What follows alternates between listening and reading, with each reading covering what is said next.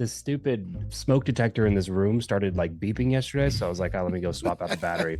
Swap out the battery this morning, and it's still making beeping sounds. What's going on, everybody? Welcome back to Great Men with Shane Sams. I'm your host, Shane Sams. Got an amazing old friend with me today. His name is Travis Chappell. He's the host of Travis Makes Friends. He's got over 15 million listens. He interviews all kinds of crazy, awesome people. And he's one of the few people I know in my life that has more podcasts under his belt than me. He's got 1,300. I'm in the 1,200s. I might have to go to 2 a week to catch him here. Travis, what's up, man? Yo, what's up, Shane? Thanks for having me, man. Appreciate it. Dude, I appreciate it, man, because you're a little under the weather, man, but you're freaking showing up. And I love dudes that show up, man. You know, you gotta make stuff happen sometimes. If it was like there was only a couple of things on my calendar, I probably would have just pushed them off. You know what I mean? But like last week when I started feeling sick, I think I had like 26 podcast interviews scheduled for last week, and then I had to catch up on some solo shows and stuff. I think I actually recorded over 30 episodes during the week where I started getting sick. But like I said, I was like, what do I do? Like, I can't, if I boot all of these, that's going to mess up my entire release calendar for like 8 weeks. It's like, we got to just power through this. You know what I mean? That's crazy. That would make John Lee Dumas nervous. That kind of schedule recording. I don't know if anything can make that dude nervous. No, he's crazy, man. You do a daily? Like, how many podcasts are you pulling out a week, man? We are actually currently releasing 3 episodes a day. Dang, dude. Yeah, man. We're doing a co-hosted show, a solo show, and an interview show every single day. Man, I gotta step up that's why you hang out with great people, though, because when you hear something like that, you're like, I can do a few more. That's what I'm doing. You know what I'm saying? I got a little more in me here. I can't let now he's gonna pull way ahead of me, man. I got no chance to catch up. I don't recommend it, but yeah, it depends on the conversations and who you're talking to. That's you know right. what I'm saying? It is what it is. It is what it is. When you think about like interviewing 1,300 people, like, it's kind of crazy to have an hour-long conversation with over 1,000 people. You know. Yeah. And, you know, when you think about all those people, you know, you've probably seen some true greatness in that, like Shaquille O'Neal, other people like whatever. But like, you know, we talk a lot about business, I think, in our world. But like, what do you think separates like the great people, the great men that you've interviewed, and even the other successful people? Like, what is that separation that makes them so much better? Because I can think of like, I know the top 20 podcasts out of that 1,200, and they were just different. There was something about those people, but not just from business acumen. Like, what do you think sets them apart?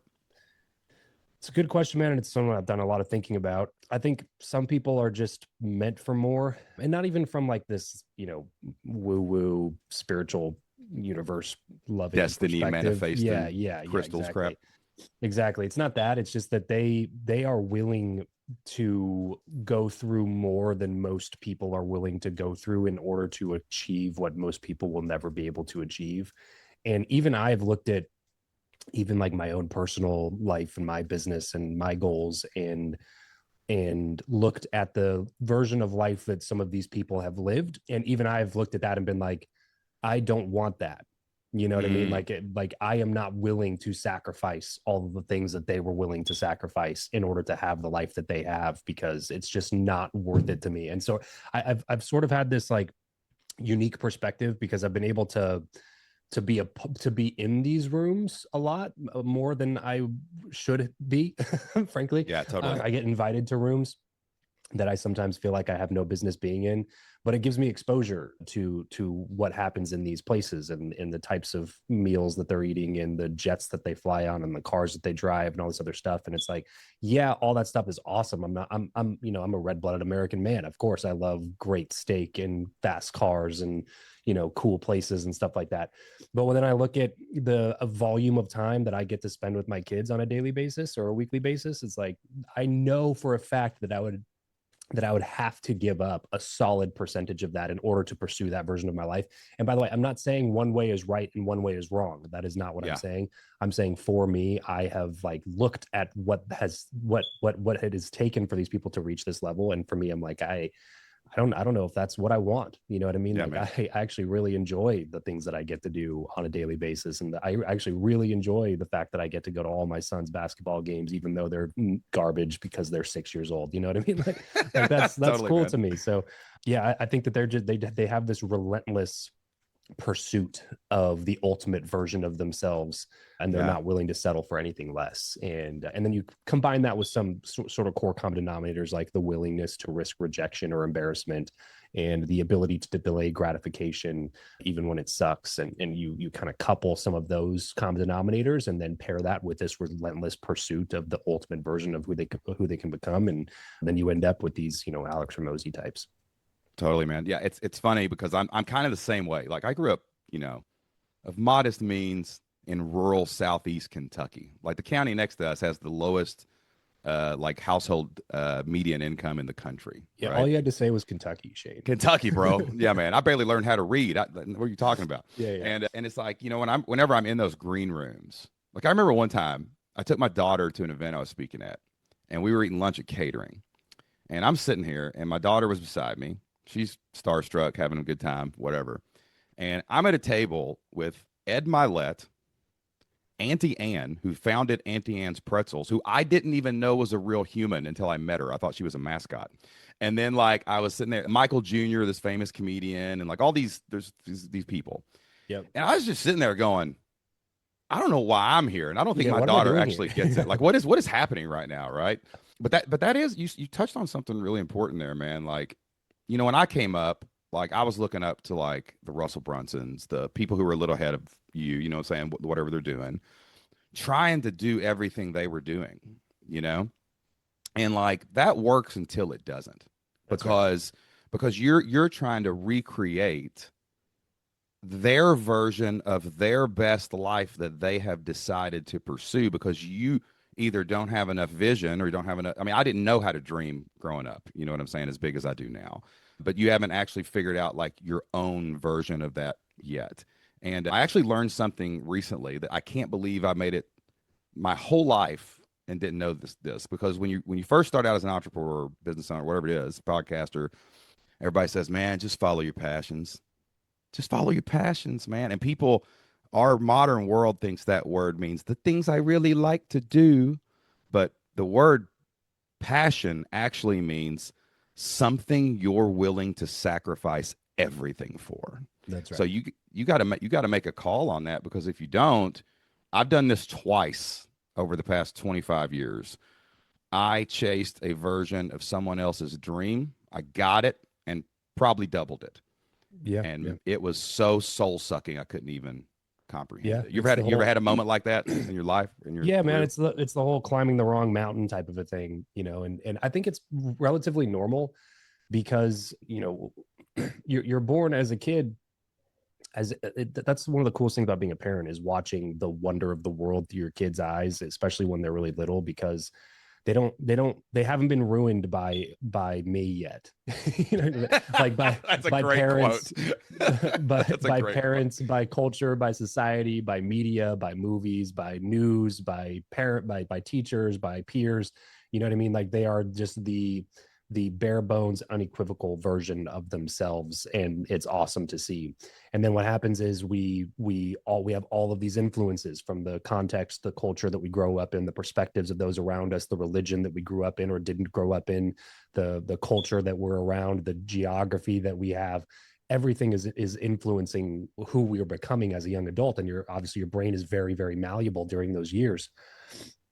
And so when I think a lot of people never re-engage with that unashamed version of themselves as a kid, that child anymore. Imaginative part, basically deep inside of them somewhere.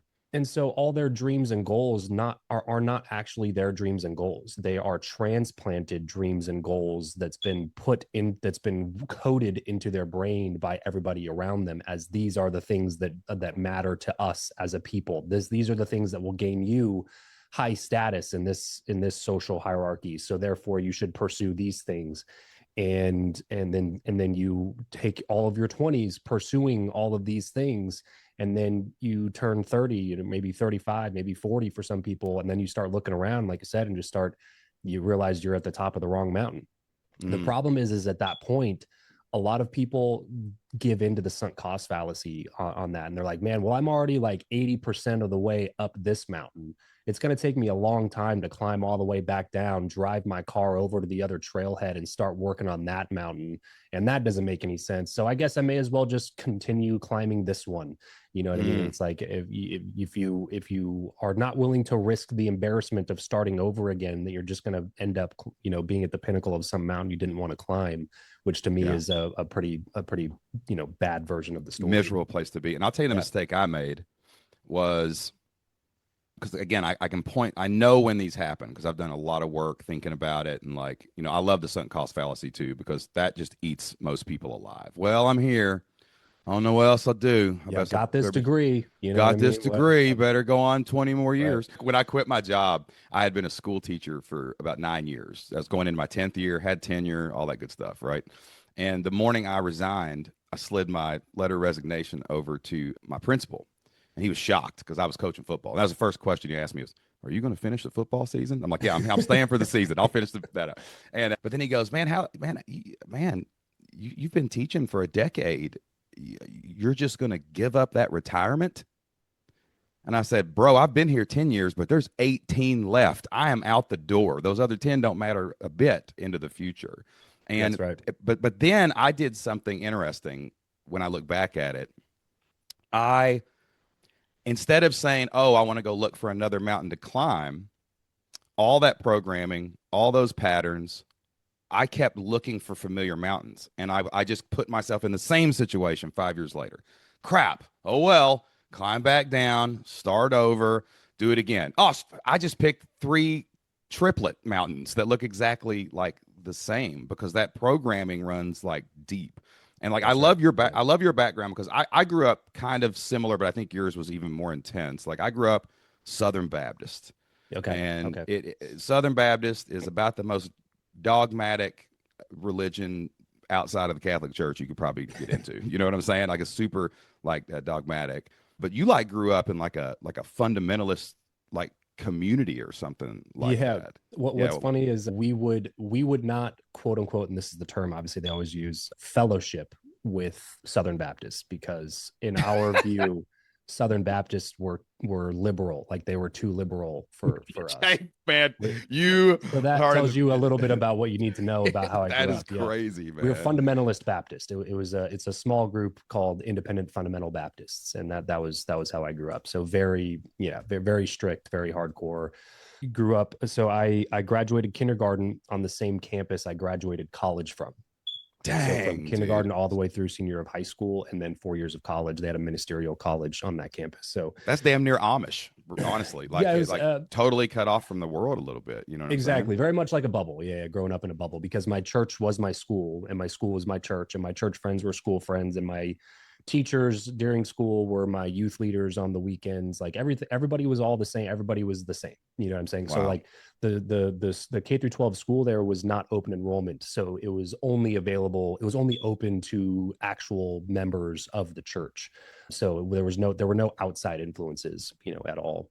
Clearly, you're not a part of that anymore, right? No. I think a lot of us, especially in our late 30s and 40s, regardless of your background, with any high control religion, with any sect or whatever you grew up with, like there's a deconstruction process because you realize there might be some things that you're aligned with, you know what I'm saying, along the way, the truths deep down inside of the wisdom and all the things that we believe or whatever.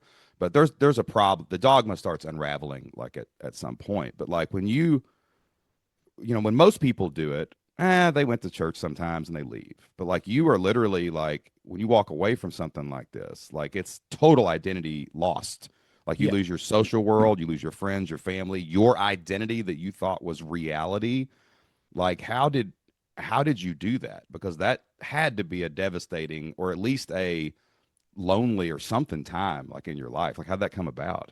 Yeah, very, very lonely time because I couldn't even really be honest with even the people in my life who were closest to me, because they all believed all the same stuff. You know what I'm saying? Yeah, So I it feel was that, man. a difficult time period. I don't even really know like how necessarily. All I know is that I got out into the real world, so to speak, which was not what they wanted me to do. So like when you grow up there, it's very much like it's either ministry or not ministry. Like those are the only two career options that are presented to you, meaning that if you choose ministry, There's no, here's these 12 seminaries that you could potentially go to. It's like, if you choose ministry, you're obviously going to go to the college on this campus because it's the best one. Why would you go anywhere else? Here's an application to this college, which is what I ended up doing. And then if it's not ministry, then it's like, okay, good luck. Like, there's no career counselor that's like, okay, if you want to be an engineer, you got to get these types of grades, and we got to get you into this type of college and get these types of loans. Like, they didn't help with any of that kind of stuff.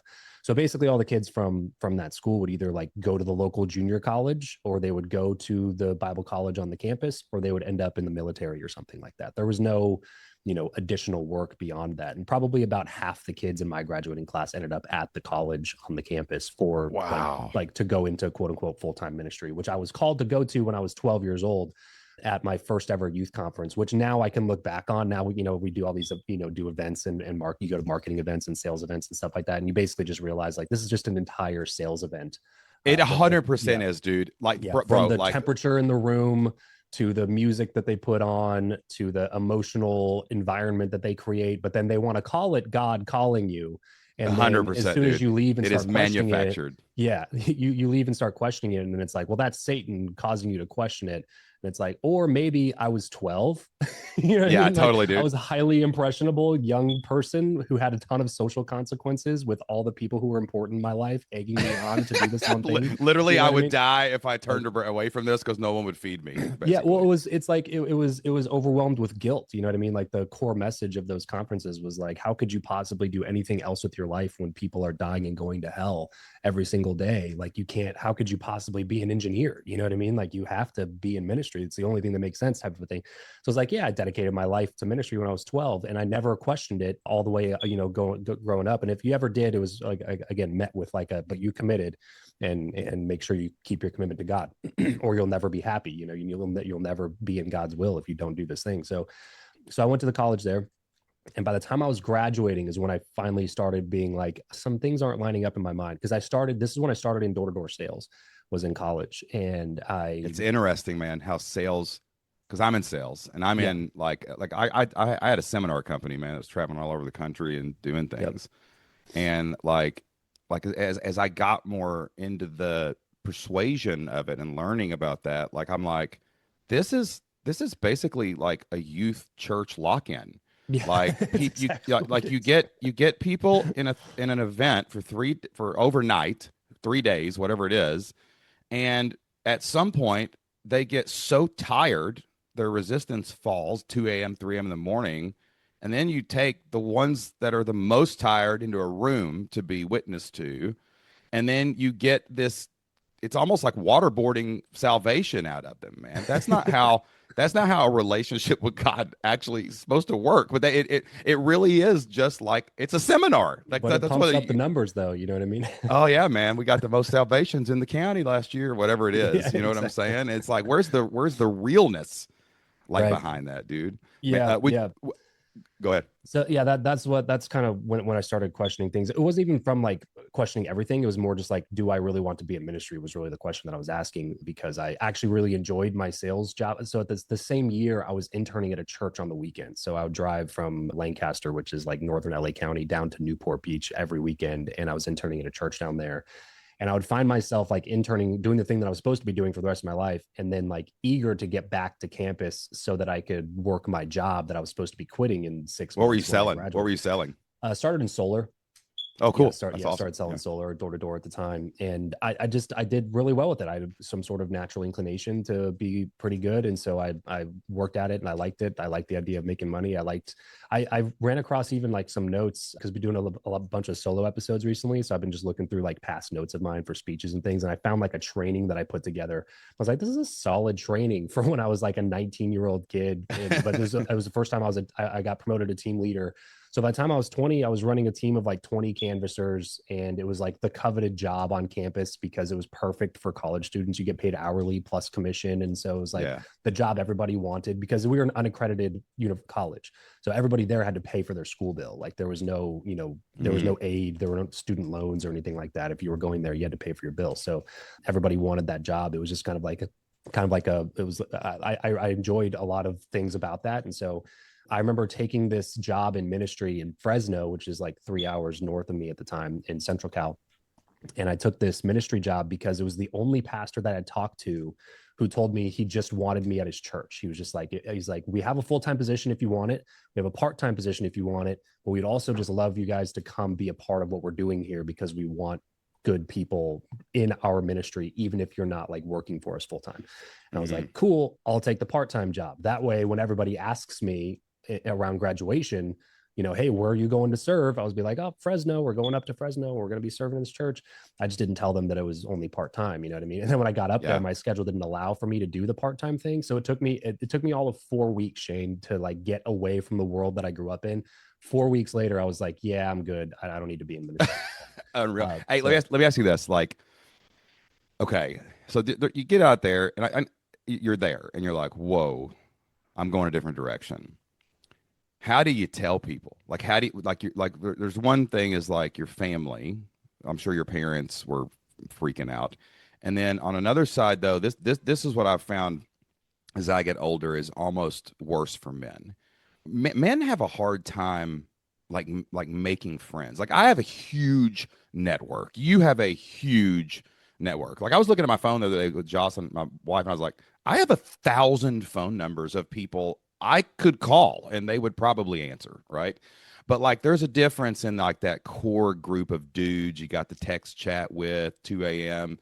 call somebody, like it's different. So as we grow up, like you're, at this time in college, you probably got that core group of dudes, but they're also in this world and they're not having the same experience you are. So like when you told them that, like what happened? Did those guys just fall away? Did they try to talk you out of it? And then how did you find new men to surround yourself with? Yeah, they tried to talk me out of it. Like that was why I stopped telling people, because I told a couple of people that I was thinking about potentially not being in ministry, and they were just kind of like very much freaking out. It's funny now because they've heard me on a couple podcasts. A couple of these friends of mine heard me on podcasts, and they have booked calls with me randomly on my calendar. Just be like, man, I just want to apologize. It's like, dude, I don't fault you at all for that. We were all just young, dumb kids doing the thing that we were told that we were supposed to be doing. I don't fault. That was the version of you that existed, man. Yeah, that's exactly. That's what it was at that exactly. time. But it is what it is, and it sucked at the time because it just felt like it felt like nobody was actually listening to me to hear what I was trying to say. It felt like everybody, they would hear it and then immediately move into persuasion mode, where it was like, well, this is bad, not good,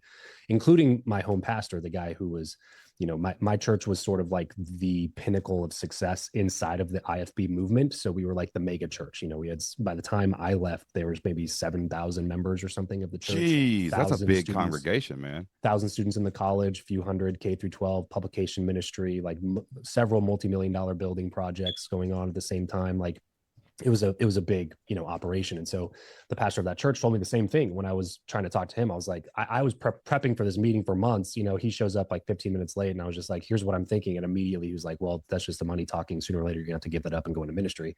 And then just moved on to the next thing. And I was like, but I didn't even, but you didn't ask a single question about what I'm thinking, what I'm feeling, or like how I arrived at this conclusion, like nothing at all. You know what I mean? So I was sort of jaded by a couple of those experiences. And then by the time we moved up to Fresno, I just remember there was one time in particular, because we went to church all the time. Like I joke with people now when they ask if I go to church. I'm like, nah, I clocked in my hours early. Like most people go like once a week for their entire lives. You know what I mean? Or they hit up or like on Easter and Christmas. Easter. That's it. Yeah, exactly. And we had Sunday morning church, we had Sunday school for like our class, like our age group.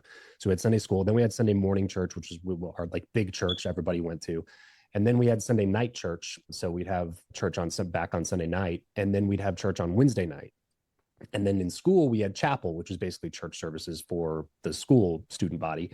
And then on Saturday mornings, we had soul winning, which was basically go out, knock doors, invite people to come to church. And we had a soul winning rally, which is basically a mini service before we went out. So we were in church all the time. We had missions conference where we'd have church Sunday night, Monday night, Tuesday night, Wednesday night, leadership conference, youth conference, winter retreat, like all the time we were at church. I remember when we moved to Fresno, my wife was on staff, and so she had to be at all the services. It was part of being on staff. And so she wanted me to come, obviously, just because that was part of what we did. And there was one Sunday, bro, where I was sitting on our couch in this house that we had just bought. Felt good about buying a house when we were newly married. I was 21. We bought this house. I'm sitting on the couch. I think I was in like my boxers and like a wife beater or something like that. And my wife comes down ready for church, and she's like, "Hey, we got to go to church. What are you doing?" And I remember in that moment being like, "Oh, damn it. All right, give me like 10 minutes." I run upstairs, like throw on some khakis and, a polo. We go to church. That night, the pastor pulls all of the nursery workers into like a nursery worker meeting. And my wife was one of the nursery workers. So she goes into this meeting. The pastor, who's a really good speaker and somebody who's actually enjoyable to listen to, he goes and leads that up. And then there was a guy in the church, and bless his heart, very good dude. He was the janitor of the church, like a volunteer janitor of that church for like 30 years. And so the pastor asked him to stand up and give this like message about serving. And dude, again, really, really nice guy. Most boring speaker on the face of the planet, as you can imagine. He gets up, and I am in church. And for the first time since college, I do this whole trick where like I have my elbow on my knee, and I put my face in my hand like this, and I fell asleep in the middle of the sermon. And I got woken up because my elbow slipped off of my knee. You do one of those like head nods, head bobs. It's like, whoa, hang on, and I falling off a cliff kind of deal. Exactly. Yeah. Do a collection of my surroundings, and I'm like, what the hell am I doing here? Like, I'm only here to keep up appearances because I don't want people thinking that I'm a backsliding Christian. My wife is on staff; she has to be here, therefore I'm here. But she's not even with me in the seat; she's over there in the nursery workers thing. And like that night, I told my wife, I was like, I'm not doing Sunday night anymore. Wow, like, man! So they just start chipping away at the show ups. You know what I'm saying? But it's very taboo in that world, though, because like as the man, you're supposed to be the spiritual leader of the home, and so she's she's low key freaking out on her end because she's like, Travis is falling by the wayside. So she's like meeting with the pastor's wife and like praying for me to like come back to God, that I would be the one to be like leading us in prayer every night and doing our family devotions or whatever. And I was just slowly moving away from all of that. Wow. So yeah, it was like I said, it was a lonely period because I didn't feel like I could share that with anybody, not even the person closest to me, which was my wife at the time. So, dang, man, that's heavy, dude. Everything in life has benefits, challenges, and possibilities. Everything. Like when you look back at that, right, it's easy to say like these are the things that led me to this and I'm out. But like, what do you think the benefits of growing up in that community, even today, like are in your life? Yeah. And then how did that rearrange your personal view of God? Maybe not even the figure of Jesus, but like God, your relationship with like the bigger than us, whatever it is. You know what I'm saying?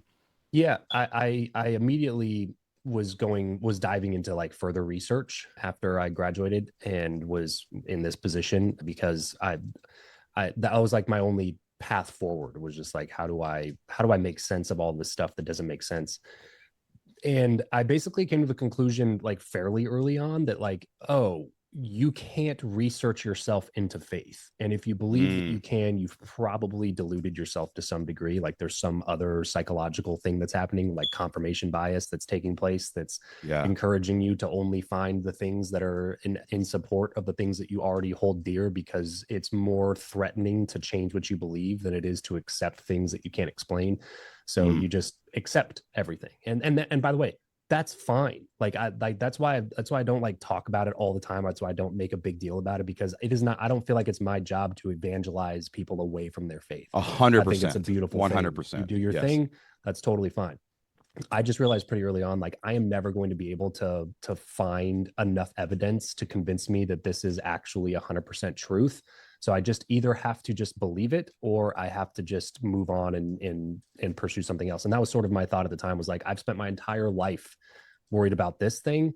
And now I feel like I'm more focused on like business, and just like I would rather just start focusing on some other things, because I could probably pursue this for the rest of my life and still never come up with the accurate conclusion that I actually want to come up with. Whereas these other pursuits feel more immediately gratifying, because there's actually things that I can accomplish when I pursue these other things. Like if I learn something about sales or persuasion or business, it affects my paycheck next week. Like I can see immediate reward for the things that I'm learning about, rather than just like pontificating on philosophical, scenarios about God. And so I just was like, you know what, so like the position that I hold now is very much like, I believe that there is a higher power, believe that there's something out there. I just don't personally believe that it's contained within the confines of any particular religious dogma.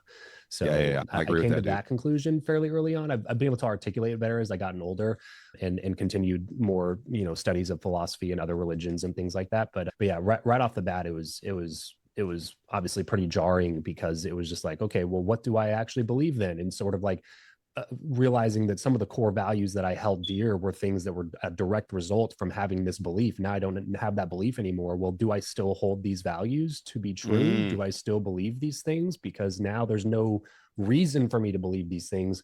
So now I have to start questioning all of the things that I believe, and then actually starting to figure out what do I What do personally you believe. believe? Not what Exactly. you know, what you Exactly. Not believe. what are the transplanted beliefs that were given to me by all these other people in my life, but what do I actually believe about how the world works? So, Yeah, man. yeah, it was I had a interesting similar time. journey. It's weird. It's really weird. But I'll tell you like two things that happened to me. I'm a historian. Like I have a history degree. I was a history teacher. Like I've always been like I'm like you. I'm in it, man. If I'm in something, by God, we're going to every paper, every research. I'm gonna That's right. master this within a Yep. month. You know what I'm saying? And like, when you look at like just church history in general, like what I saw, something in me just started seeing like the Apostles' Creed, right? Something in me at one point just looked at that and went, wait a minute, those are conclusions from reading this other thing. They're not necessarily verbatim in this thing. And I'm like, and that's the thing you agree to join this particular club of Christians.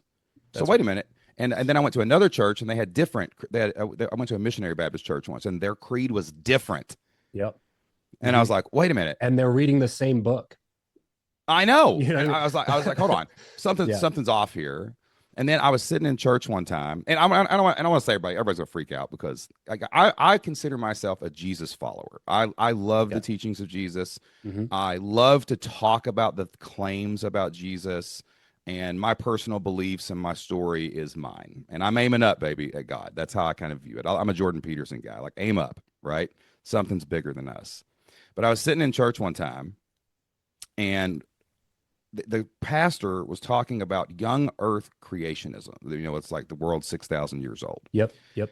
And I know all the arguments for and against and, whatever. And I know science and whatever. And like, all these things were like, I was like, yeah, I don't buy that. I just don't. I'm not coming to this same conclusion. And dude, I looked over. It's so funny. I looked over and I'm like, what's everybody else thinking about this? And I start looking around the church, and we have a great local community. It's amazing. Kids love to go up there and do all stuff. And I'm looking around, and and I see one guy just nodding his head, Travis. I mean, he's just like, hell yeah, brother, preach, Yeah. preacher. You know what I'm saying? And then I look over at another guy doing exactly what you were. He had his hand in his head. And he almost fell out of his chair because he was asleep. And then some other people were indifferent. Some people were on their phone. All these different people were doing different things. Pastor's saying this one thing, and I'm sitting there thinking something different than what he's saying. And it hit me. It hit me all of a sudden, bro. It hit me in that moment. I was like, "Oh my God! Everyone in here has a different religion. Yep. Every single person in here believes something different about every single thing in that book, what's being said, or who they're talking to. And that didn't make me like, throw out the baby with the bathwater, Sure. but it did make me really start questioning like organized religion and the Yes. purpose of it and the point It, of it and the the container of conclusions. it. Yeah. Yeah. The Yeah. Yeah. conclusions Yeah. that people are so willing to jump to. You know what I Yeah. mean? Like, you listen to a lot of these apologists, on popular podcasts talking about these things. And I'm always tracking with them when they're when they're trying to prove the existence of something greater than us. You know what I mean? Right. I'm always tracking. It's like, okay, yeah, that makes sense. Yeah, that's unexplainable. Yeah, I agree that, this atheistic evolutionary view also is very dogmatic, also tends to be somewhat religious, because they also don't know. They're just going based off of evidence that they're finding, and they're jumping to a lot of conclusions as well. Like, yes, I'm on board. I'm on board. I'm on board. And then they all of a sudden jump from like, there is a God, to I know his name and he's given us a set of rules to live by. And it's like, whoa, Totally. whoa, whoa, whoa, whoa. These are two wildly different, things that you're Wildly claiming. different things. And again, to repeat myself, I don't care if that's what you hold dear. The And you may be problem, right. That's the correct. thing too. Exactly. Someone, Exactly. someone's probably right. Yeah.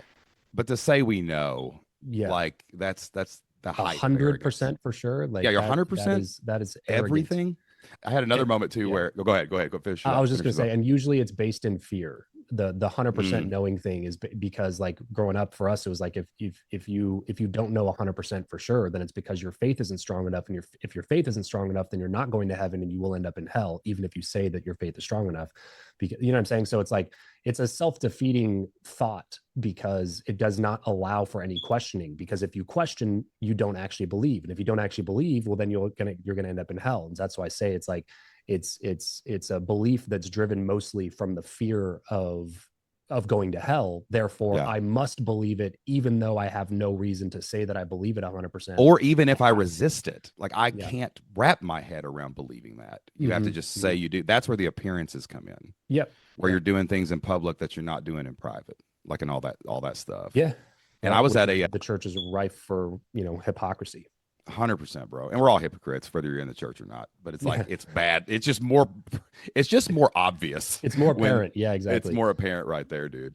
We were at a like a journey retreat, like a mental health retreat, kind of hanging out with some people, and I met some people in Utah, and they were ex-Mormons. Now this I would say this was years ago, and when I grew up in my church, there was a Mormon church in town, and that's all our pastor ever talked about was how Yeah. they're evil, they're a cult, they're all going to hell. And like my best friend goes to this church, and I'm hearing this crap. You know what I'm saying? But even still, that's baked in. They're a cult, we're not, right? And I went to this retreat, met some Exmos, and they were talking about the church. I'm like, well, why'd you all leave the church, man? No, glad y'all got out of that. I'm literally probably a traveling evangelist at this point in my career, Travis. Okay, right? Like, so I was like, why'd y'all leave the church, man? How'd y'all get out of that? And they started telling me like, well, they did this and we did this, we did this, we did this. I'm just sitting there and we're nodding like, oh yeah, like oh yeah. And then they said something. I don't even remember exactly what they said, but it was exactly something that like I heard growing up. And I just sat there and I just stepped back and it hit me all of a sudden. I'm like, wait a minute, am I in a cult too?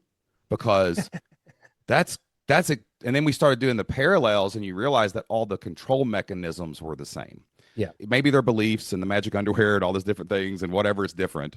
But like at the same time, when you start looking at how how leadership controls the congregation, Mm-hmm. I was like, that's not even in the Bible. Like they're just Yeah. making that shit up on the other side. And Yep. it's crazy, man. When you left that now, I've had this happen to me, I think 3 or 4 times in my life. As a man, this is kind of crazy because like I had 3 friends from college that when I became successful, they turned on me Interesting. because when they saw my public brand coming out, when they saw us getting downloads, when they saw me living my life authentically in public, Yeah. they started like putting hate stuff on my Facebook posts and like, I knew you from back when you were in college and this isn't who you are. Don't listen to this guy with no obvious looking at growth. And they hadn't seen me in 5 or 6 years, but we still talked and stuff. And like it was like kind of crazy, man, when you do have your core group of guys disappear on you. You know, I think it happens to everybody in high school. Then you get kind of new friends. Then like college, kind of keep them around, maybe build some new ones as you go. Sure. But like so you had to learn how to surround yourself with those 5 men that up your average again, right? Yeah. Like Yeah. like From what from what scratch. what what did you do tactically? Like and if that happened now, like how would you do that again? Like to actually surround yourself with other great men because we cannot survive, guys. If you get isolated and your wife is your best friend and your world revolves around your kids completely 100% and you don't have dudes, you're in a world of hurt and That's everything right. will eventually fall apart. Like and how and did the you do that? the data backs that, by the way. That's Mm, not just Shane and I bullshitting anecdotally on a podcast. That is actually data driven, that men that don't have adult male friendships are significantly less happy and will find less meaning and have a higher tendency to be depressed and lonely and anxious and things like that. So I do think that it's a very crucial piece of it. You asked me earlier like what one of the benefits would be. One of the mm, benefits is that I do have a core group of friends who are we've sort of all sort of evolved beyond the way that we grew up. And one of them is still like fairly Christian. The other one would, I guess, be more along the lines that I am. And a couple of those guys are like, they're like brothers to me. Like we went to 3-year-old and 4-year-old Sunday school class together, and we're in kindergarten together and went through all of school together and things like that. So Was it they're a like kind of ships brothers. in the night, like you've drifted apart and then came back together as they evolved at a different Yeah, pace than you a little bit kind of deal? yeah, Or because I went to the college and they didn't. So I was mm, pursuing ministry, they were not. And so I, built a new sort of ministry friends in college. And then after college, when I was not a ministry anymore, then we started kind of hanging out a little bit more. But we were all still cool like the whole time. You know what I mean? There wasn't any sort of bad blood there at all. But they just do different things with it. Like one of them's a firefighter, one of them's a prison guard. Like we don't do the same things. We're not in each other's worlds. We're in different geographic locations even now. But like whenever we get together, they're still like my boys. You know what I mean? Like totally, they're the man. group chat. They're the person like I would call if I was in another state and my wife or kids needed help. Like they're the people Mm, I'm calling to like come help them out, minus like maybe my mom or dad or something. So a couple of those have been, really, really good friendships that I would not have if I didn't go to this thing for my entire life. Like some of those people, totally. even if I haven't seen somebody that I grew up with in a decade, like we'll get together and just talk like nothing happened. Like they're brothers and sisters of mine, some of them. So there's some really positive things that came out of that. However, at that time when I was like leaving everything, they were kind of pursuing their own thing, and then we were not at that time like super close friends for a little bit. And so that was the time where I was like, I am trying to pursue this new version of life, which to me was like entrepreneurship, and I had zero people in my life who had ever pursued that path, or let alone been successful with it. And so ironically, the podcast kind of became the new breeding ground for relationships for Mm, me, because it was like direct access to be able to talk to a bunch of new people who I didn't know. And then I would just actively go, like I pulled out a credit card the first year of my podcast, and it was a 0% interest credit card. And I filled that baby up, dude. It was probably a $42,000 limit or something like that. And I filled it up with conferences and flights and hotel rooms and events and masterminds and coaching and whatever I could possibly do to go force myself to go be around a bunch of people who I had never met before, who were actively pursuing a life that I also was actively pursuing. And that was sort of the beginning of reimagining all of my network from scratch. So it's that's amazing. exactly what I would do if I had to do it again. The podcast gives you unbridled access to a level of people that I just never thought it would give me access to. It's Um, shocking who will say yes. Shocking, It's shocking. shocking just because you have a Yep, podcast and they yep, can Google you and see your name. yep, Like it's just exactly. it freaks me out every time. Like I remember the craziest one ever was I sent a message to Dean Graziosi and I was like, I don't know, he don't know me, I'm from Adam. He said yes. And I was like, yeah, he didn't even flinch. He just like I saw they were going to do a promotion coming up, and I was like, well, he would probably want to be on podcast. I mean, he's can get on, and I just sent him a message, and he came on the podcast, and we had a great Imagine that. conversation. Yeah. Unbelievable, dude. Yeah, I think that this is something I really believe. I think that in this world right now, I think that every man should have a podcast, even if no one will listen. Just for the It, purpose of that. Yeah. just for the purpose of me, like me and you, we haven't seen each other in a while. Shot you a text, like let's catch up, dude, but let's record it. You know what I'm Yeah, right. saying? Exactly. That's literally what you mentioned John Lee Dumas the other day. We haven't talked or hung out in a minute, and we're texting, and he was like, oh, well, let's catch up sometime. I was like, all right, well, let's catch up and call it work. Let's just do another episode on my A show. hundred So percent. it's like, we're catching up over a half an hour, but it's really just like, this is also a thing that I need to do Also to got get some 20 episodes clips out of out. this, You know what I son. mean? Exactly. Yeah, man. Exactly. And like, if Yeah. you want to meet somebody, like I remember one time I was watching Rogan, and Andrew Bustamante was on there. You seen him, the Yeah. CIA Yeah. guy, the Yeah. Yeah. spy Yeah. guy? Yeah. Mhm. The so he was on Joe Rogan, and I'm like, huh. So I went onto his website, sent him a message, and he was on my podcast the next week. I'm like, that dude was Oh, on nice. Joe Rogan last week, and then he was Right. on the Shane Sam show this week. Like that, the podcast gives you this weird thing where you can just like reach out and do it if you're consistent and actually putting stuff out there. And then Yeah. the conference thing, dude. Guys ask me all the time, man. I got a relative right now, and all he does is bitch about how he has no friends Yeah. and he has no whatever, but he's not in circulation, man. You got to Right. put yourself in the right place to be in the right place at the right time. And then you've got to do the work to support and serve and build the relationship. That's right. Yeah. But you can build a core group of friends pretty fast if you just do that. The initial connection is just the starting point. And I think people a lot of times treat it as the finish line. You know what I mean? They're like, I went to the conference and I shook a bunch of hands and I handed out 10,000 business cards. And it's like, okay, but that's not what a relationship is. You know, Yeah. apply that to any of your other relationships. Is that how you met your wife? Is you just like shook her hand one time and then the next time you met, you asked her to marry you? You know what I mean? Like, is that how you met your best friends? Like, no, you built a relationship over a long period of time because of common things you had in common, or a connection point that you had, or something, you know, drew you closer to that person. There's some level of alchemy that you can't really engineer when it comes to building friendships.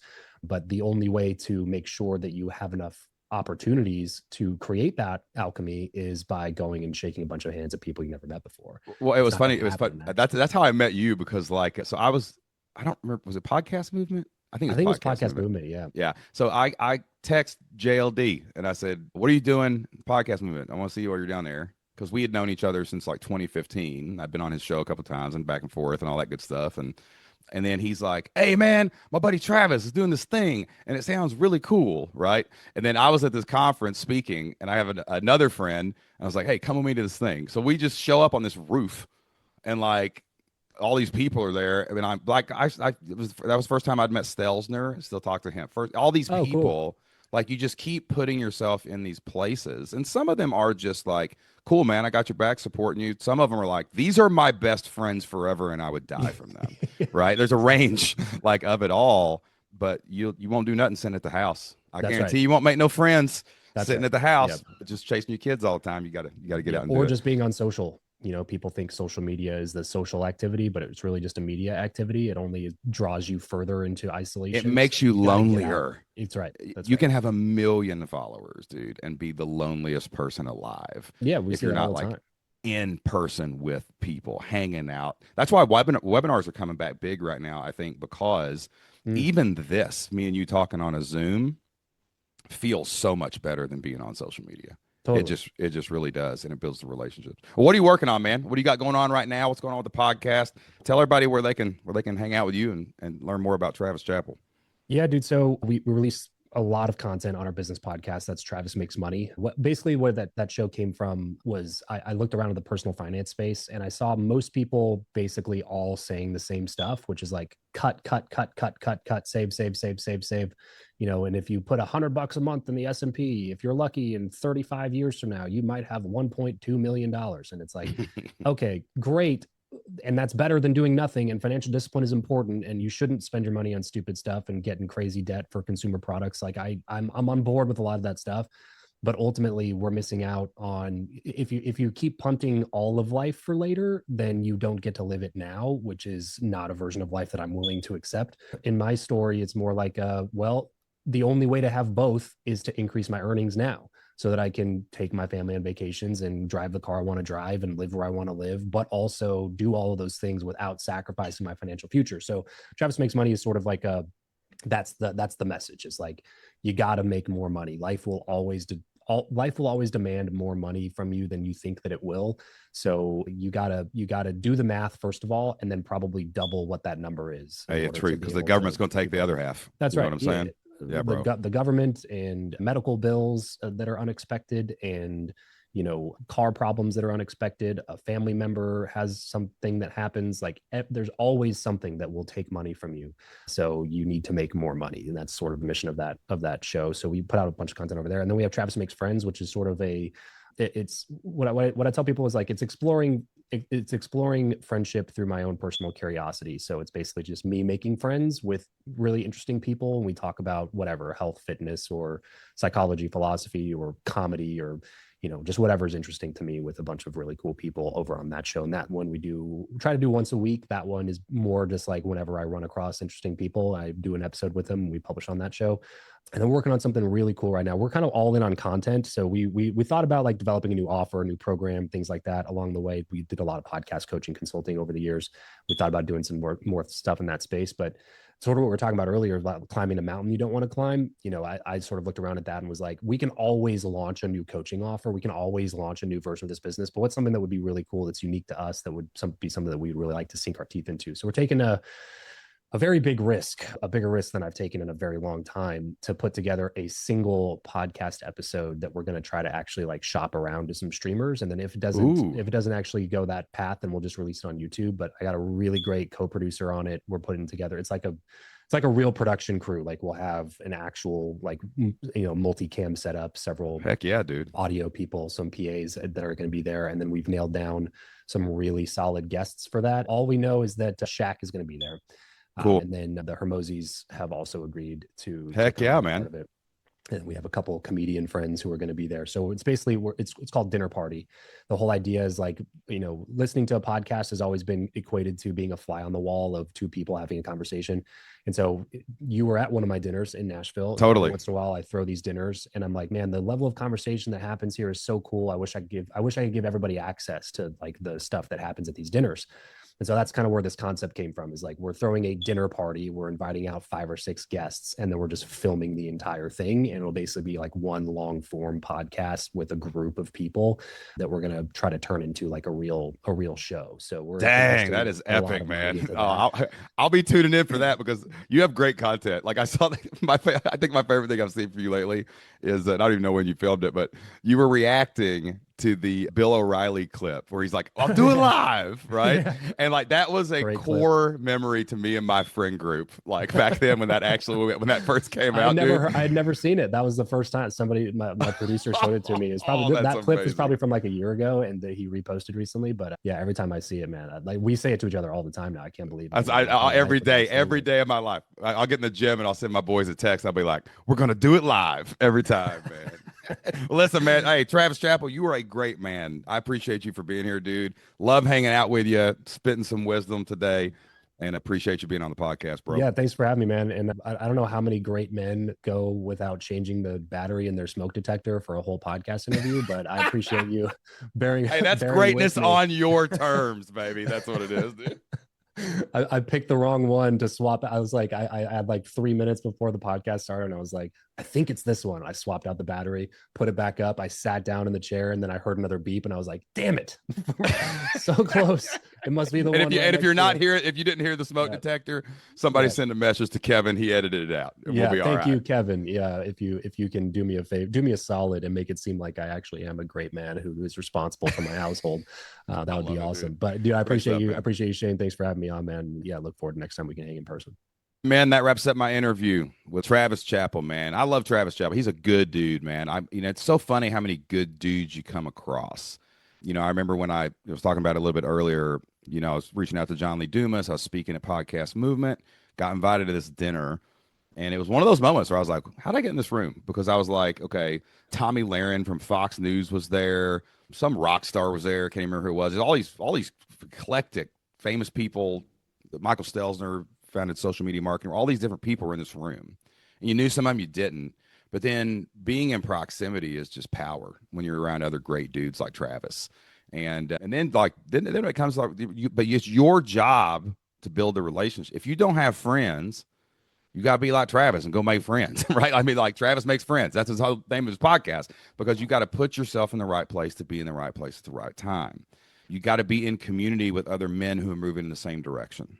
You got, whether that's an online community like the Great Men Brotherhood, whether it's coming to our retreats, going to conferences, whatever it is, you've got to be in circulation, right? It's kind of like money when you think about it. If you just take all your money and you put it under the mattress and it's not in circulation doing anything to make more money, then that money that's going to devalue over time.